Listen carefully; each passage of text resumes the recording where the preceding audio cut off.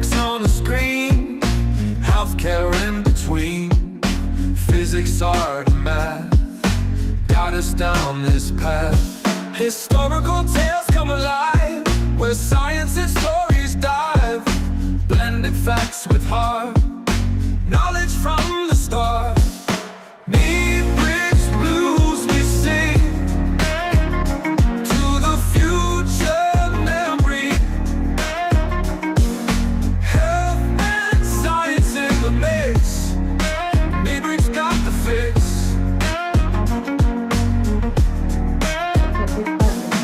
Complex subjects made clear, every episode with cheer. Ramona leads the way, explaining day by day. In the world of digital streams, turning knowledge into dreams. Through the tales of old, new stories unfold.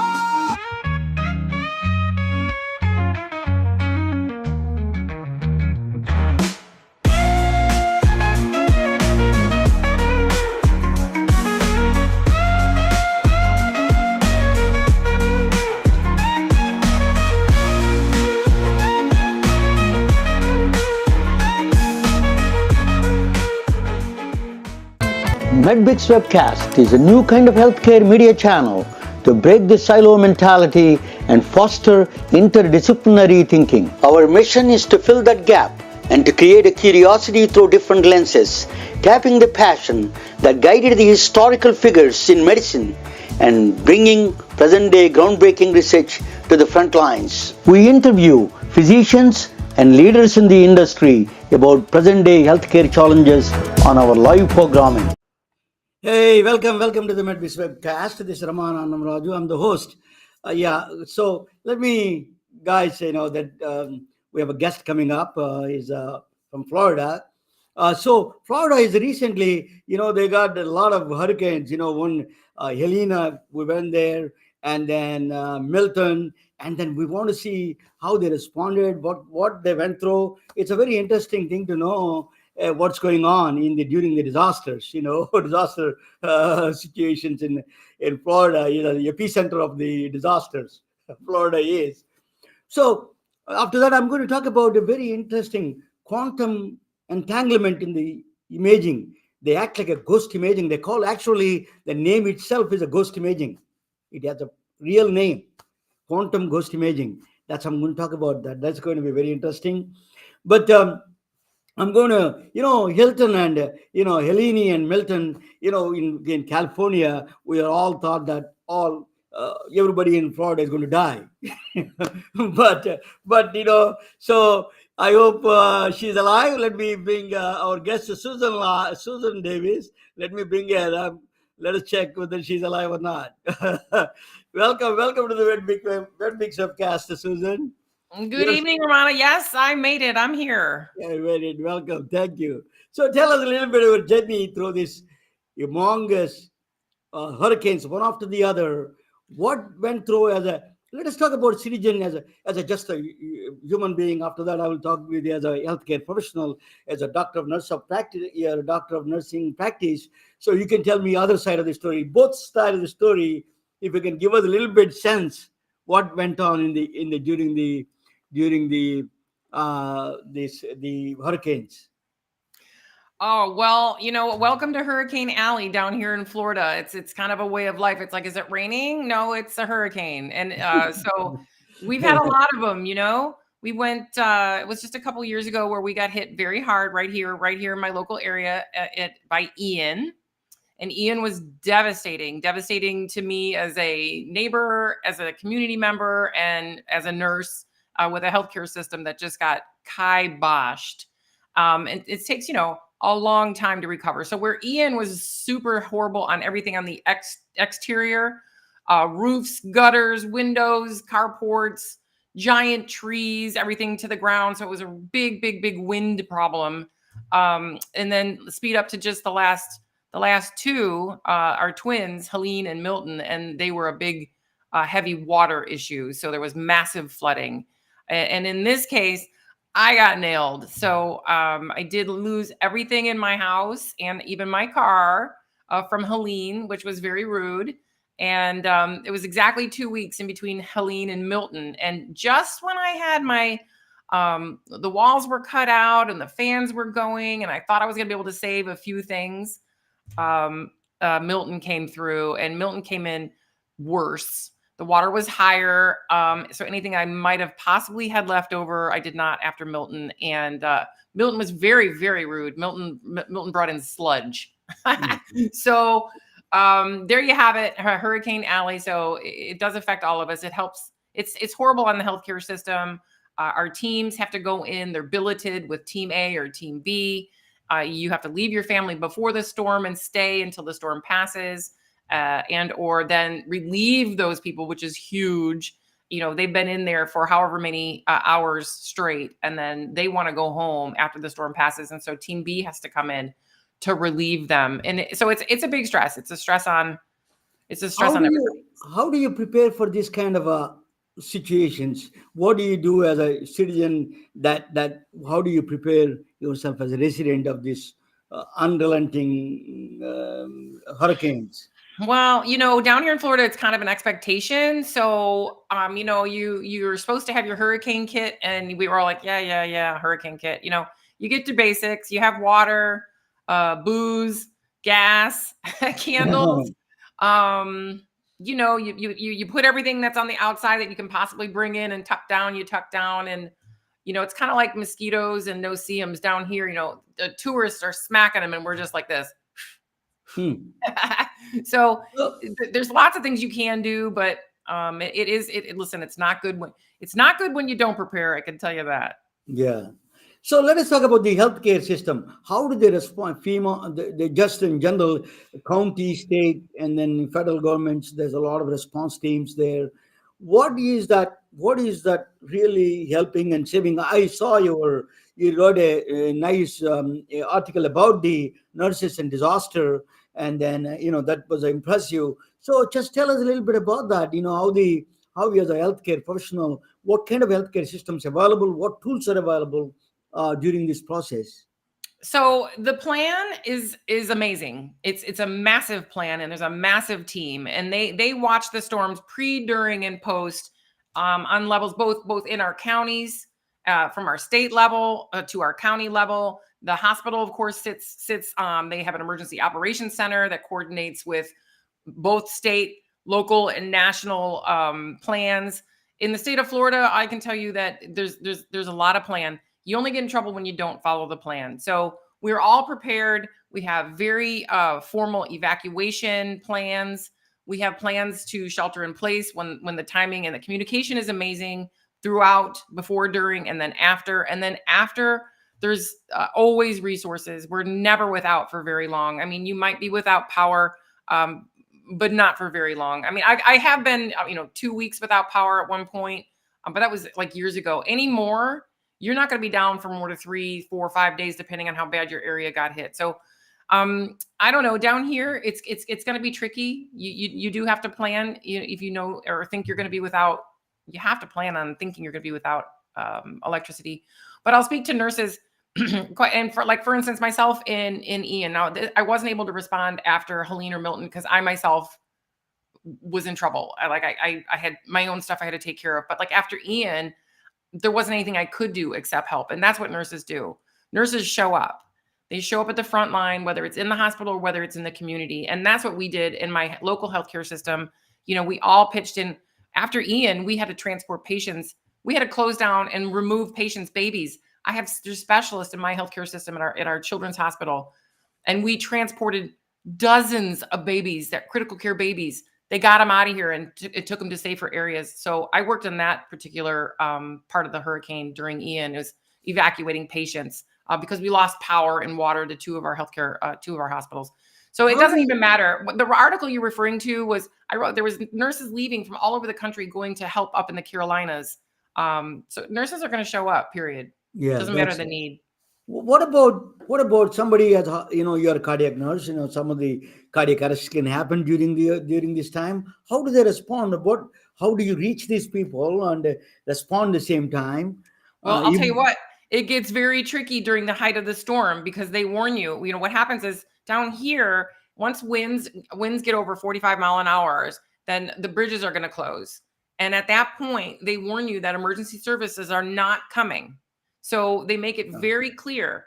I mean, for days, if you are in these evacuation areas, you must heed the warning and get out. And if you don't, you're taking basically life and limb into your own hands. So they will not be able to respond. Once winds reach 45 miles an hour and over, they're not coming. So, and of course, it's clearly stressful. Cardiac arrest loves high stress and high anxiety. So we do see a huge uptick in cardiac arrest. And then after the storm, of course, our emergency rooms are a hot mess. What are the common injuries during the hurricane? Hurricanes one after the other. Usually, what do you see the effect of those? Usually, what kind of things you see? Well, there's weird things. There's a lot of injuries because people are trying to do remove storm damage. There's a lot of weirdo anaphylaxis from bee bites and ant bites because the animals are all stirred up. The insects are stirred up. There's chainsaw issues because people are trying to get limbs and stuff.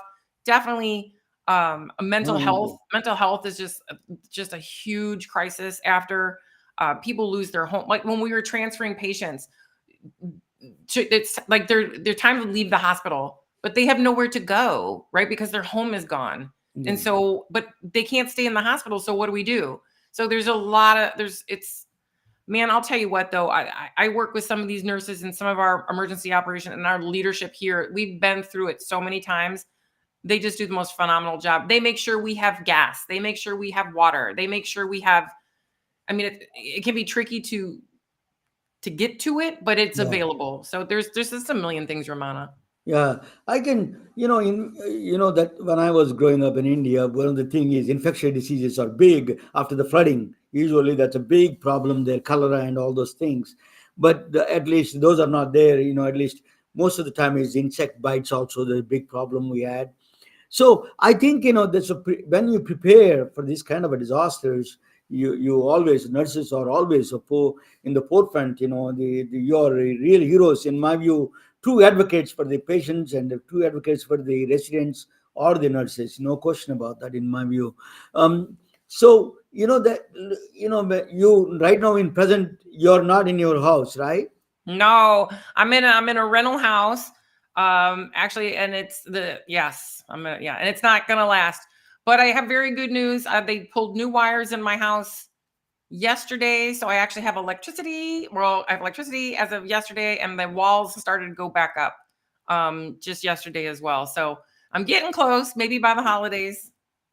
So you have some cattle and all kinds of horses and all these things. How they are doing? They survived okay in the disaster? They do just fine. It depends on the amount of land that you have, but if you have plenty of land, and even if you don't during a hurricane, there's a lot of small animals. Sometimes, there's lots of small animal shelters during hurricanes. The large animals, there's lots of different ways. You can braid your name and number into their mane or in their tail. You can use paint and put your address and phone number on your horse's sides, on their butts. Cattle, you just say good luck, good riddance. Give it, do your best. Mostly they do okay, as long as there's not. Actually, our livestock here in the state of Florida, they have a worse time with just a normal summer lightning storm. Their biggest fear we have for them is lightning. Lightning? Oh, interesting. Yeah, which you don't really have much lightning. There's tornadoes during hurricanes. There's a lot of tornadoes during, was it Helene? I think it was Helene. It might have been Milton. They're blurring together. Tornadoes are bad, but the livestock is fine. They just hunker down and they do just fine. I'm truly sorry that you are going through a lot of these things. We can't imagine. We are in the sunny weather, 72 degrees in California. We don't even understand, that the effect of this not unrelenting, one after the other. You're getting these, bombarded with the hurricanes. I lived in a monsoon season. I grew up in a monsoon season. I remember those days.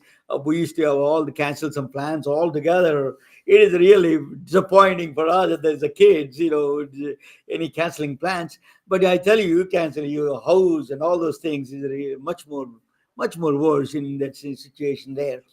Do you suggest anything improvements in the sense that any disaster side, if you improve, what would be that improvements would be? in the. Do you think cardiac? We should have more cardiac head jump machines, the cardiac AEDs. yeah.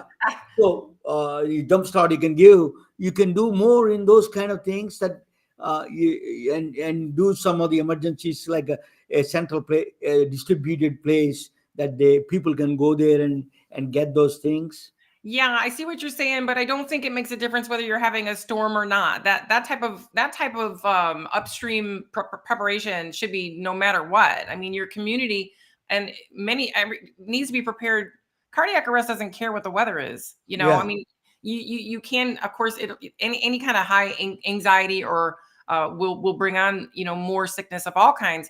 But Ramana, to your point, any community that's not prepared way before a storm it needs to be. So AEDs need to be placed. I mean, there's a cool company right now called Avive, and their goal is to have a 4-minute city. So you should never be 3 minutes would be even better, but it's not tricky. We know the gold standard to first shock is 2 minutes in the hospital setting, and in the community it should be in 3 minutes or less. Now that's pretty tricky. That takes a lot of AEDs. So once you add, if you're going to add and use this in a storm situation, that gets even double trickier because, there's stuff down on the roadways. Roadways are flooded. There's trees down. There's limbs down. And in this flooding that we just had, you can't imagine the disaster and the roads from people's things. So I'm talking about furniture. I mean, beds, mattresses, furniture, garbage cans, garbage, bedding. I don't even know, mattresses. It's piled as high as you could see for many whole neighborhoods. So there is an impediment to getting to the closest. And it's also an impediment for, emergency services to get to you if you're in a hard hit area. So you might, I think it would be there's lots of smaller ones coming out, AEDs, even personalized ones. They're I didn't see that. Use, Yeah. Cell AED, it's a single use. Some people are naysayers about it. I say, heck yeah. I mean, so, you do have to take your health into your own hands. We can't be always worrying and waiting about who's going to come to save us. You kind of sort of have to take your life into your own hands for you and your family and get your own AED. Get one for your home, get a small one for your backpack. If you're someone who does a lot of sporting events, if you do distance running or biking, or you go off the grid, who's going to save you, hurricane or not? Can you give us that information about it? I can post in my LinkedIn because a lot of executives watch, they go to hiking and all those things. It's very important to have that kind of a carrying on because people are getting older, and particularly Florida is the retirement home for a lot of people. So they're all older people. The whole country is getting older. So it is a challenge. I think we need to have how much training is required nowadays with the new technology like a defibrillators coming up with the technologies. Less and less training. I mean, on it, you turn them on and you push the button. I mean, they're really literally you turn it on, you put the pads on, and if it's a shockable rhythm, some of them will just do the shocking for you, and some will say push the button. But that's it. It's like that's it.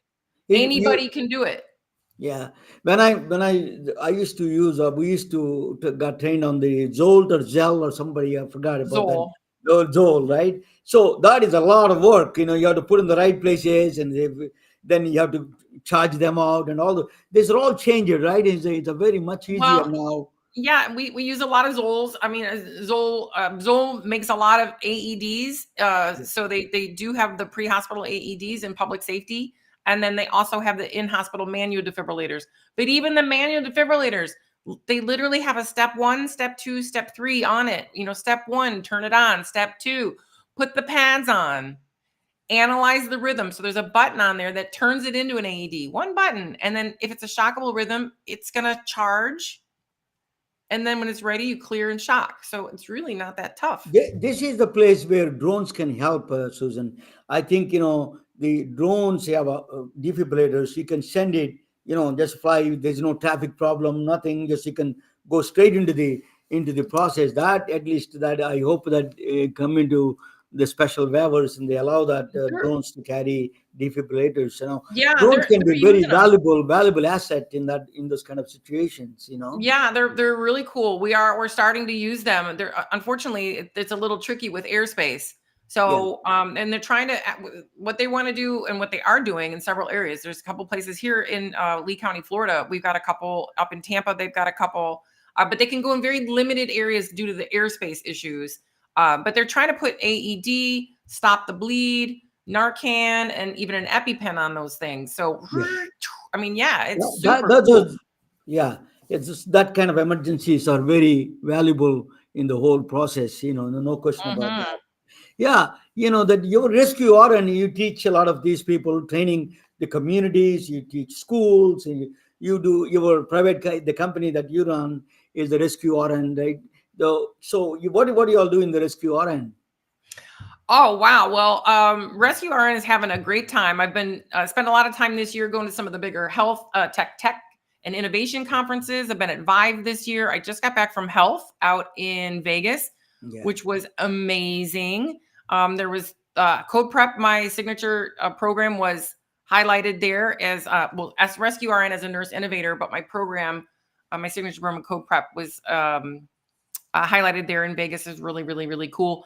I'm recently working on a new project, bringing CodePrep into radiology. So I've just been hired by a diagnostic company, Bracco Diagnostics. We are working together, and I am now doing what's called reaction ready anaphylaxis to arrest in radiology areas in hospitals across the country. So I'm getting ready. I'm ramping up to do that. It's super exciting. So we'll be in like CT, MR, and echo, anywhere there's contrast media. so when they administer contrast during the contrast process, that could be where the emergencies get. Is it that quite normal now? You have now a lot of emergencies come during the contrast administration. So if you want to call cardiac arrest a low frequency, high risk event, a contrast media reaction is a low frequency, high Yeah, risk event. However, the amount of contrast media in the number of humans is going up. And there's like um, 100 million doses a year given now. And our oh, patients are sicker and sicker. the, So they're anxious, they're not well, they're about to go into this crazy tube. They get this contrast media. So it is not, it is a low frequency event. yeah, It's the highest in CT, a little lower in MRI, and then lower still in echocardiogram areas. But it still happens. And if you think about the setting, the radiology settings and imaging settings, they tend yeah, to be kind of out of the way. They're not in the normal flow. So there's yeah, a real high opportunity for a long response time. And so what are they going to do until help arrives? So that's what reaction ready is. yeah, We learn about the mild, moderate, and severe complications and signs and symptoms. And then what are we going to do about it? And then more yeah. importantly, what do we do Um, once they tank? So I'm playing around with it. So yeah, thank you. We'll come back and I will ask you a little bit more about it and see that what are the rescue RN and new CPD codes you're saying. I want to understand that CPD code part of it. Let me present a topic on this new kind of thing. It's going to be actually in radiology. It's very useful in radiology. I'm going to talk about that. You can watch that with me. It's called quantum ghost in medical imaging. It looks a funny story, but I'm going to tell you is interesting. That is Susan Davis. She's joining from Fort Myers, Florida. Survived, the hurricanes. So now we're going to listen the quantum physics now. This is Arthur Clarke said that he's a science fiction writer. Any sufficient advanced technology is undistinguishable from magic. That's what he hmm. said. That's absolutely. I will show you how that is so true. I'm going to medical imaging with the ghosts. I'm going to talk about that. It's all funny, we all think, but it's more you'll be surprised. So, actually, I'm going to tell a story, just a fictional story, a real story, maybe.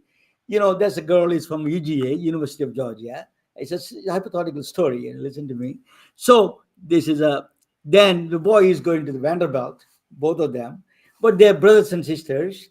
And what they do is they are brotherly love. So, what they decided is that whenever she wears the Georgia Bulldogs, he wears Vanderbilt. When she wears the Vanderbilt T-shirt, she wears the Georgia Bulldog shirt. So they're kind of understanding each other without any communication. They do that automatic.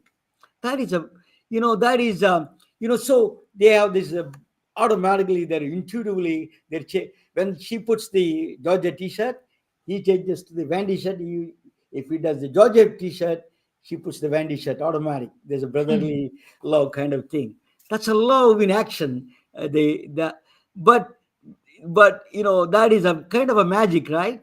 So what they do is, if there is no text messages, there is no phone calls, no emails, nothing, they don't call their mom, but they change. Whenever they change the one shirt, immediately she changes the other shirt. One person wears the Georgia Bulldogs, other one wears the Vanderbilt, and vice versa. It's immediate and fast, quick and instant. That's a very strange concept. So, Las Vegas, Susan is talking about Las Vegas. A lot of people like that money. So they bet. That is a magic. Some people say it's a magic. That's not a magic at all, they say. Okay, right? So that is where the bets are involved. Then the lawyers, when there is a money, lawyers get involved, right? So Harvard law professor, he says that there's no magic at all. I know that they're not talking to each other. They're not calling each other. They're not calling their mom. There is no telephone. There are no emails. But this happening because they have a hidden pact. They have a secret pact before they left for college. What they did was they're executing a plan, a secret plan. We don't know what it is, but there's no magic to it. That's what he said. That's what he says. But when it's a far-fetched truth, but it's a far-fetched, but it's so they send it two lawyers with the different T-shirts, the Bulldog T-shirts and Vanderbilt T-shirts, and both of them, they have both of them. And then other lawyer goes to the boy, one lawyer goes to the girl. So they put it randomly, they give a T-shirts to wear and see, and then call each other, hey, does he wearing the opposite shirt? That's a far. If they are wearing that opposite shirt, that's kind of a magic, right? So without telling, there is no communication between them. She's a lawyer from one side giving a T-shirt, random T-shirt to her, and then say, wear this one. Then you want to see, immediately call them, and is he wearing the opposite T-shirt? If she's wearing a Georgia Bulldogs, is he wearing the Vanderbilt shirt? And is she wearing the Vanderbilt shirt? Is he randomly changing back and forth? But if that happens, that you think is a far-fetched magic, that is, right? But that if they won, it's a far-fetched truth, but it's true. It's a far-fetched. But in this one, I think I did a wrong one.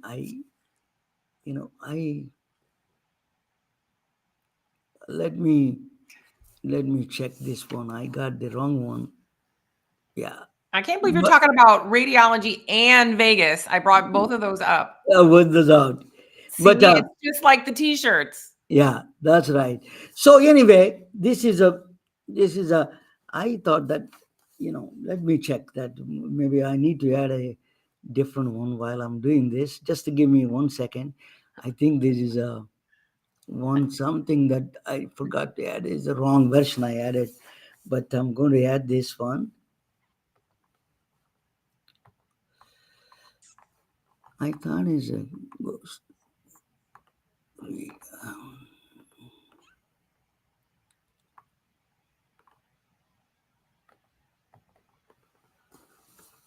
Yeah, just let me do that. Did your children know they were going to be highlighted in your show tonight? That's their children. Yeah, they don't know.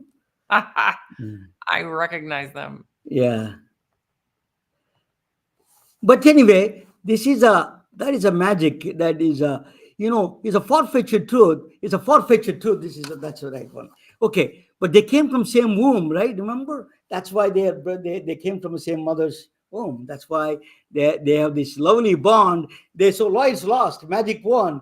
You think that if it is the case, that you think is a magic and is a far-fetched truth, but in the quantum mechanics, in the quantum physics, that is absolutely that is a far-fetched truth. Is absolutely true in the quantum physics. Entangle a high energy photon, a particle hits the crystal and produces two offsprings of photons, low energy photons. They are entangled. like brother and sister. They have a very strange bond between them, these two photons. Coming from the same atom, they have a strange bond. That's a entanglement, that's what they call. I'll tell you about that strange bond. So the strange bond is that these particles are in a ghostly form. Very another counterintuitive idea is these particles, they exist in a superposition. That means there's a usually particles have their particles have either spin up and spin down. That's a property of the charge, spin, or the properties of the particles. In this case, this is a charge up and down, like a boy and girl same time. We don't know. So it is like in the womb itself. So until you come out, that you don't know whether it's a boy or girl. That's what it is. It is a photon. One photon is spin up, other photon is down. Both of them are superimposed. Only one particle, it is superimposed. On the other side, same. They can be million billion miles away apart. For example, so this is until you observe it, we don't know whether which one is which one. So that is a strange part of the quantum physics. So there is a in our system. Yeah.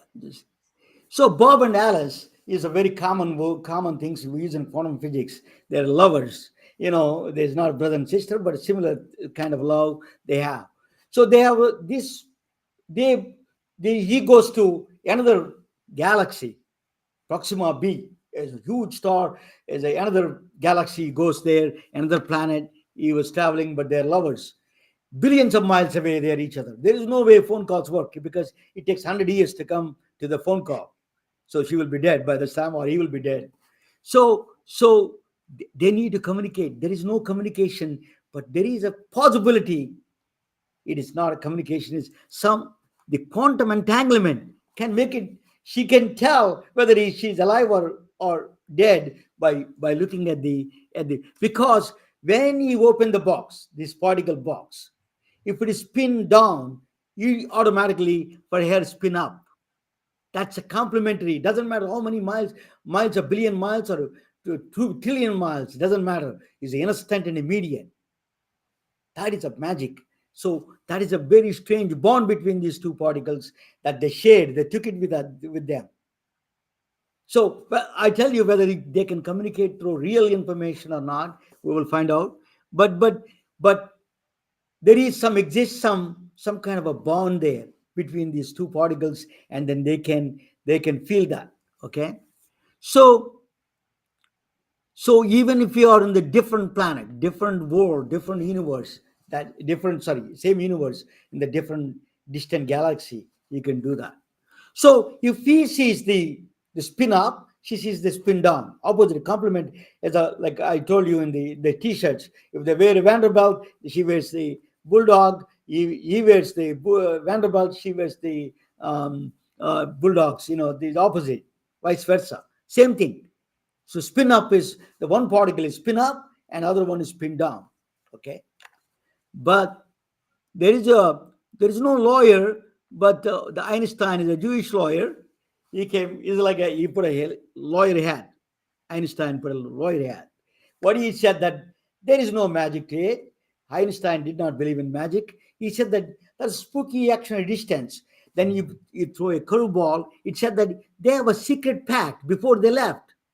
That's like what I told you before they left for college. They have a secret pact, right?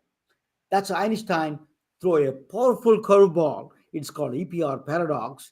A curveball is said that there is something hidden between the hidden variables they call.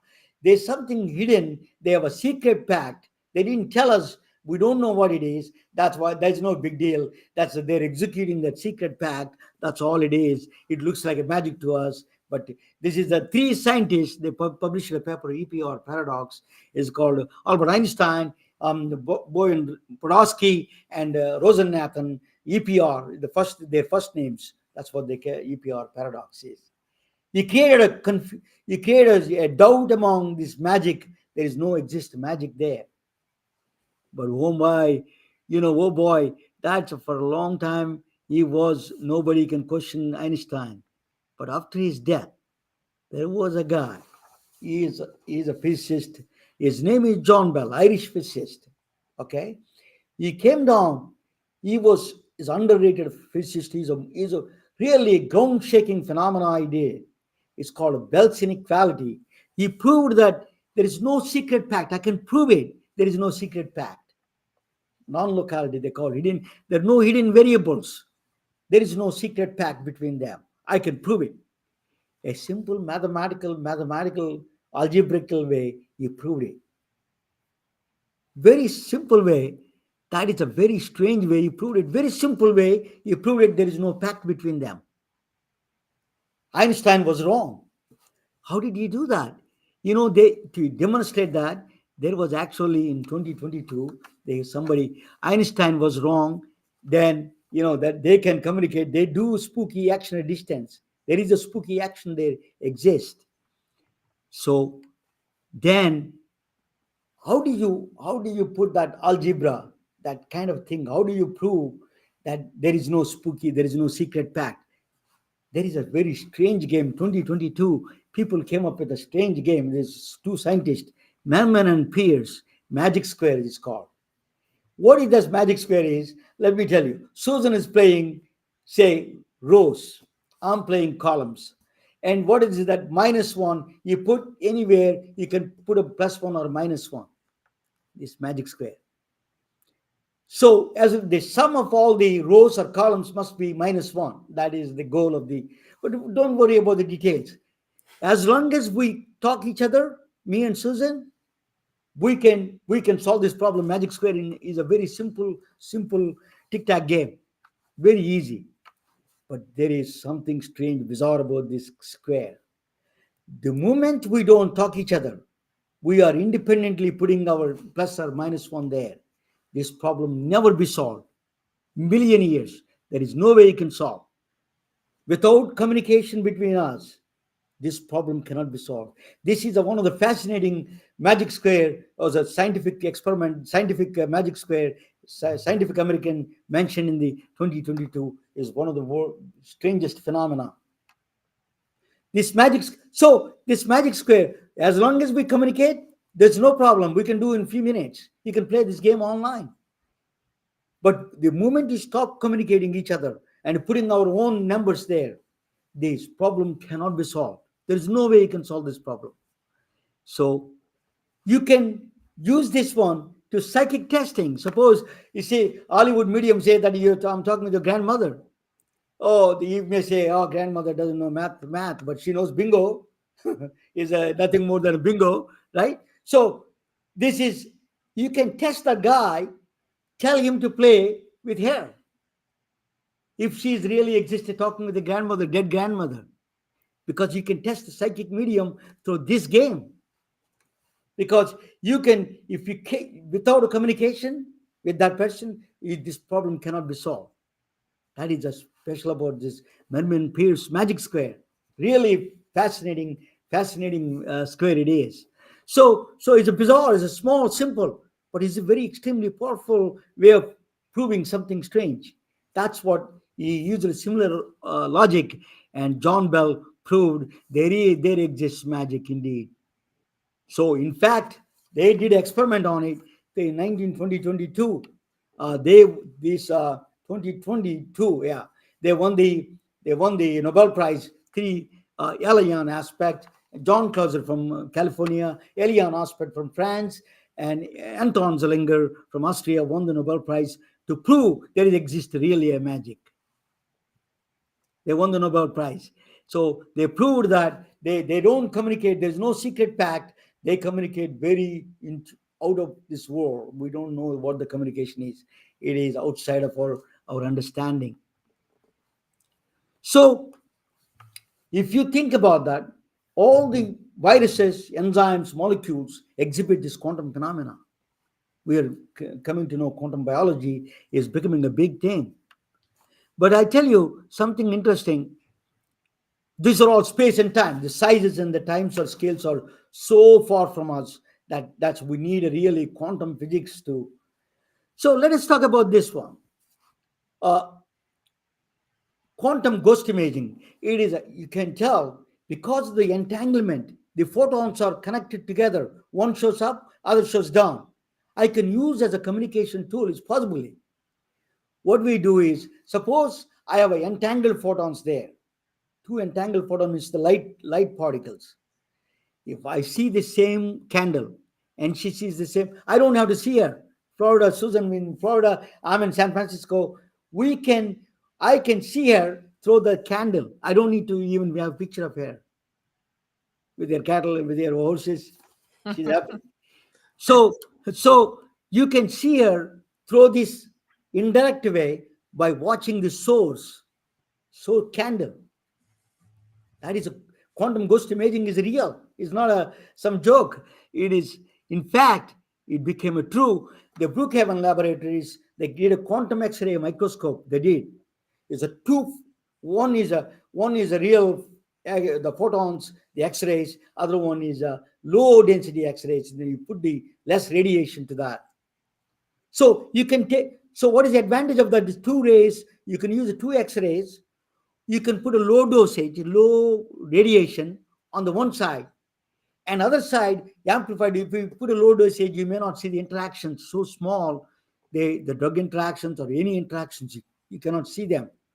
But by watching the other path, other entangled photon, other path, you can literally see what's going on inside.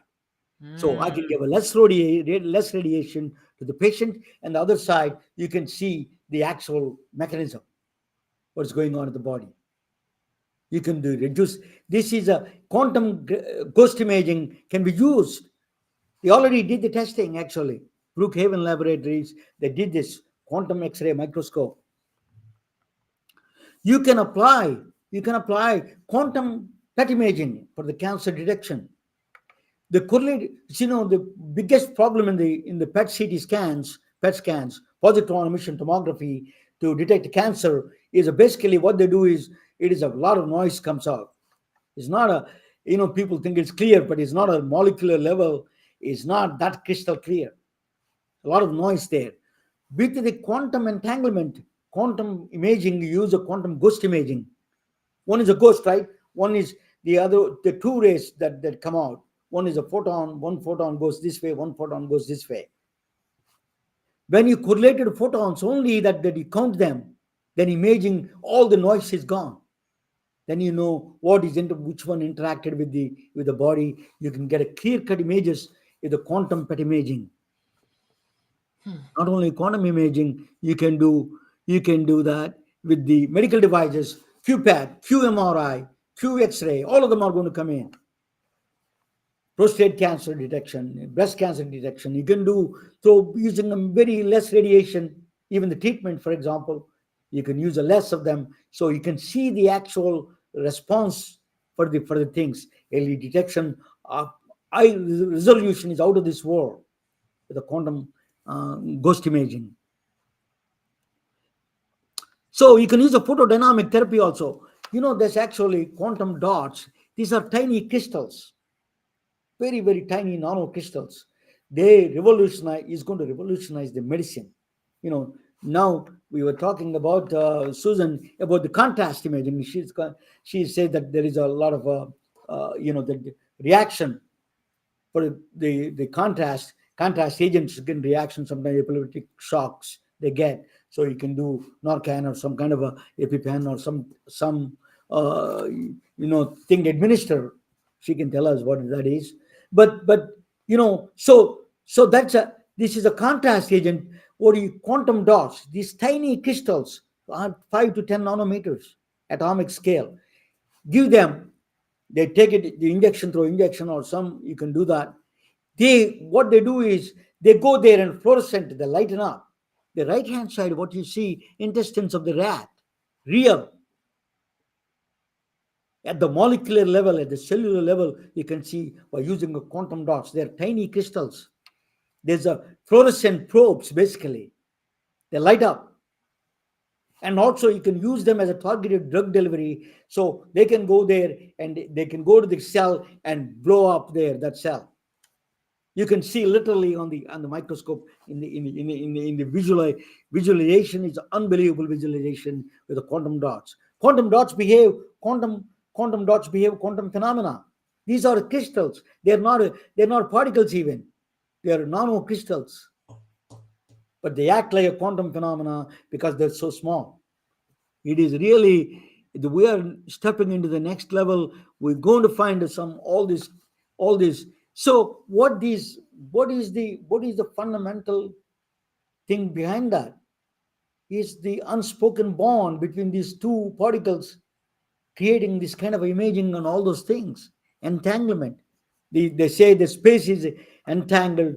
Entanglement is creating the space. The people we live in three-dimensional geometry that we're seeing is a day. So one Maldacena, he says they have this unspoken bond. That's what he says. So our unspoken bond is love and kindness. Physician and nurses, the advocates of the patients. That relationship is a very, very precious, really real in that sense. Okay, thank you for watching. This is a MedBricks presentation. I hope you liked it. But let me bring that Susan back to the stage here. Hi, Susan. So, did you hear something new, strange, right? I mean, it's always such an amazing learning experience. So I was following you pretty good up until the crystals at the end. I'm wondering, so are the crystals entangled or? Yeah, crystals Okay, are they must entangled. be. Okay, Yeah, that makes sense. actual crystals are entangled. So then my question then goes back to the origin of the entanglement. So they have to begin somewhere before they're Yeah. separate. They have the process that what I said, so that they take high where- photon, they hit the a crystal. Actually, they hit the crystal, and then they produce that two particles or two whatever that quantum dots.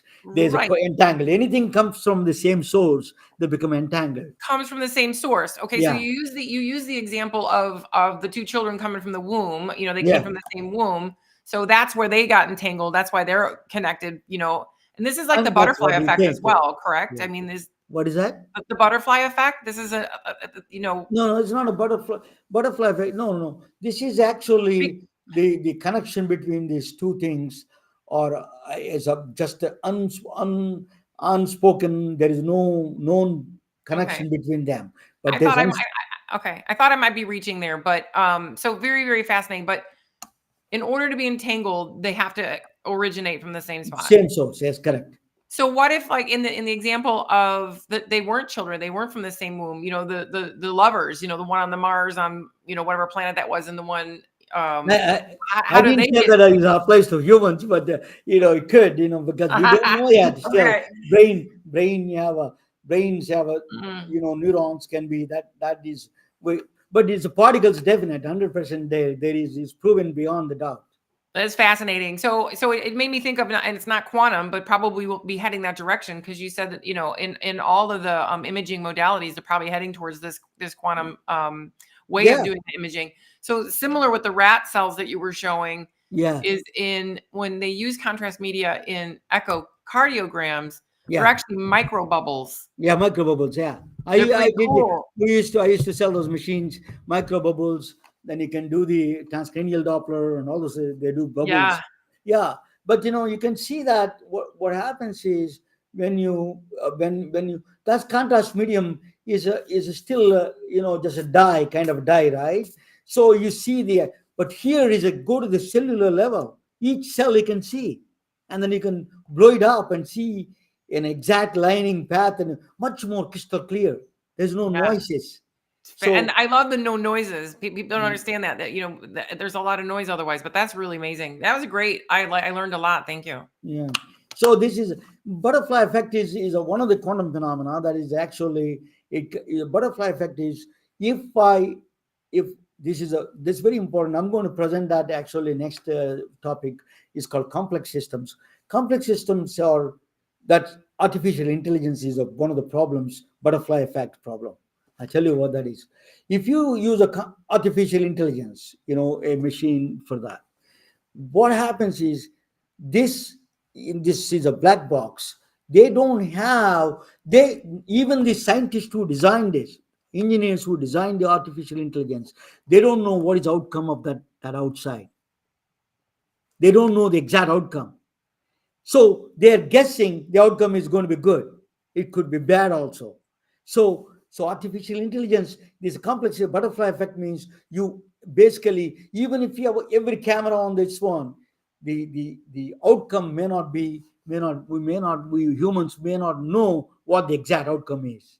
So again, it's, I guess what the correlation I was trying to make was similar to entanglement, something that happens just like, right here. Yeah. You're saying the effect could be felt. We have no idea. Yeah. It could That be, is- it goes that's into the ripple effect to the maximum a million times out. Who knows? what I'm saying is actually that effect is a secret of the nature. We don't have any Yes. access to it. Right. So It's a I was nature's thinking, secret. I was kind of sort of thinking that the effect could be really, really, really, really far away, distant, or crazy, but that what meant it was probably somehow entangled. Yeah. There is this system, complex systems exhibit a property. We don't have an access to it. How do they do it? Is beyond the human.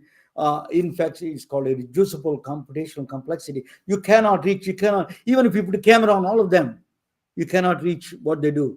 You have a forbidden. You were forbidden from the truth. So you So don't have. so in the crystals, they're neither particle nor wave.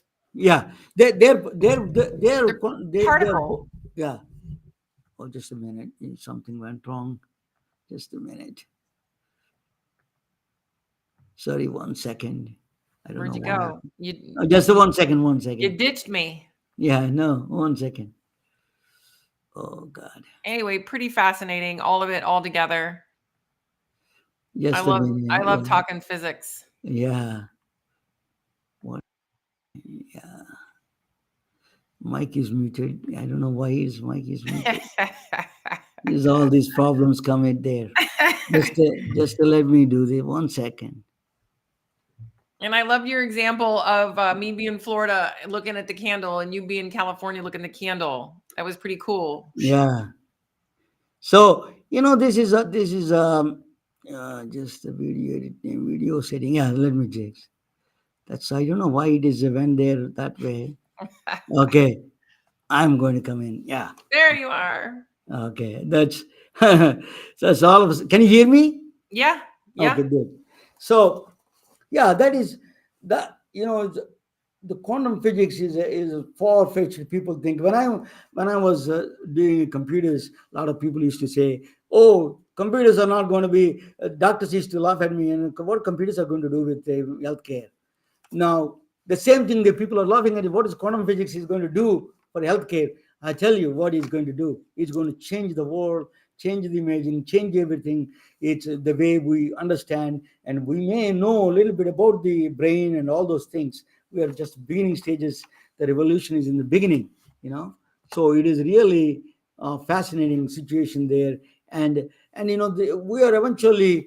going to have that. We don't know that secret, but the entire secret of the nature, we're forbidden from there. But something we know a little bit, there exists something strange that we know. And I wonder, as AI speeds up and learns and learns and learns and learns, I wonder how far out we can predict the possibility of what may happen. I mean, I'm going to present that topic actually soon. Yeah. About this reducible. The AI, the people think AI is some engineers design and they know what the outcome is. They don't know the outcome. They have no clue because it exhibits exactly like a human, the complex behavior, like particles, like human beings. It exhibits a strange behavior at the end. It can be the outcome. Particularly, it is dangerous because evolution exhibits the same property, but it takes millions of years. But in artificial intelligence, in seconds, computer does. So if you try to create a drug for a human being, then it can produce, a bad virus threaten the entire humanity. So we don't know that, So it is a very careful. They're not telling a 100% story. I'm going to explain that why that black box in this is so threatening to our existence itself. So you have to be very careful about that black box is. But anyway, you have to be comfortable in complex systems, in chaos theory. I mean, there's all kinds of you can either find discontent in that unknown, it's a giant unknown, or you can find comfort at least learning what you can and knowing what you can control and being very comfortable with what you cannot. no, complex system exists, the around us. That's a natural nature. It takes a long time. If there's something goes wrong, we know how to correct it. In years and years of evolution helps us. But in the artificial intelligence side, there is no checks and balance. There is a seconds, right? It is I can create something and then immediately there could be tomorrow there could be a virus. That is a problem with the complex system. But anyway, we need to survive, and we need to rescue RN to help us during this time. Yes, you do. Before we get a heart attacks. So tell us a little bit about the rescue RN. You always explain to me the difference between the heart attack and a cardiac arrest. Explain one more time. I love that explanation. You do that all the time. All right. Okay. So two very different things. A heart attack may lead into a cardiac arrest, but they usually describe a heart attack as a plumbing problem. I always say, if this is your heart, pledge allegiance to the flag, your heart's sitting here, and then the veins that feed the heart, right? This is what feeds the heart. And then if my ring would be a clot. Yeah. So nothing past my ring would get past. So no goodie in, meaning blood and nutrients in, and no garbage out. And then that starts to really hurt. So you have a heart that's the plumbing system that feeds the heart gets a clog in it. And then everything past that clog starts to hurt. And you're starting to have chest pain and you're about to have a heart attack, plumbing problem. Cardiac arrest is completely different. The heart, beats, lub dub, lub dub, lub dub on an electrical system, lub dub, lub dub. And the lub dub's gone bad, right? So in a cardiac arrest, the electrical system has gone bad and it starts doing all kinds of crazy things. It's no longer doing lub dub, lub dub. It's going wooga, wooga, wooga, wooga, wooga. And so it's not like a battery jumpstart your car, but kind of sort of. What we want to do is put electricity to it in those very first few minutes while there's still electricity to change and hofully get back to a lub dub, lub dub. So you only have a very few minutes to use that electricity.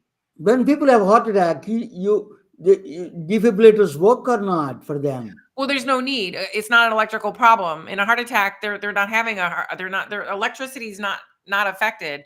They're having a circulation problem. The heart itself is not getting fed and garbage is building up. So they need to put a stent immediately. They need to go to the there's a clog, and it could be in one spot, it could be two, and it depends on what vessel gets clogged. People talk about the widowmaker, the great big one going down the front, because it feeds the big front part and the left part of the heart, that the biggest part that does the most work. That you don't want a heart attack there if you can help it. So but a heart attack can lead to a cardiac arrest if you're uncomfortable and you're feeling bad and you don't go get help. You might be too late. Susan, it's always wonderful to talk with you. You're always educational to me. So you're always a great friend. I hope you take care of yourself and get your home. Next one is going to be from your home. I hope. Yes, and you're going to be a live too. one. You're a frequent guest in the MedBricks, and I love you. You're wonderful. Thank you so much. Susan Davis, she is a RescueRN founder. She is a doctor of nursing practice. I'm always glad to have her anytime. Thank you so much. Ramona. Well, we're entangled, So absolutely. I already can see you all the way out in California. Not a problem. Yeah, we are entangled with the earthquakes and the fire, the hurricanes. That's we are. Good night, all of you. Bye. We are retelling their stories through our patented designs that can be worn on scrubs, t-shirts, printed on conference bags, and endless other promotional materials. Daily Wear for Medicine is the first ever of its kind to create curiosity in medicine through visual art. We at MedBricks are celebrating unsung heroes of the past who made enormous contributions to the field of medicine. Through our unique campaign called daily wear for medicine. You can wear it, carry it, and give it.